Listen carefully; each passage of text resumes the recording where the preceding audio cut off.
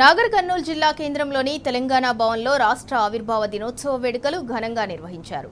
మాజీ ఎమ్మెల్యేలు మర్రి జనార్దన్ రెడ్డి, బీరం హర్షవర్ధన్ రెడ్డి పాల్గొన్నారు. తెలంగాణ తల్లి విగ్రహానికి పూలమాలలు వేసి అమరవీరుల స్తూపానికి నివాళులర్పించారు. అనంతరం జాతీయ జెండాతో పాటు బీఆర్ఎస్ పార్టీ జెండాను ఆవిష్కరించారు. కవులు, కళాకారులను ఘనంగా సన్మానించారు.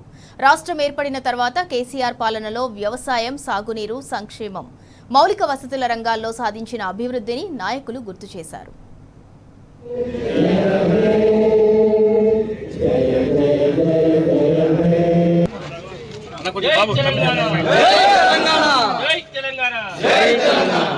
తెలంగాణ విద్యార్థి అమరవీరులకు కేసీఆర్ గారి నాయకత్వం, కేసీఆర్ గారి నాయకత్వం, కేటీఆర్ గారి నాయకత్వం.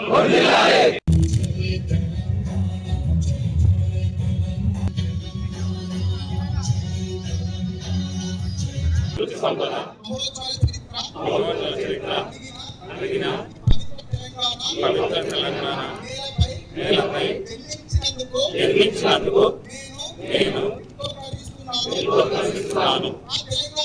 ఆ తెలంగాణను నేను గుండెలో పెట్టి కాపాడుకుంటాను.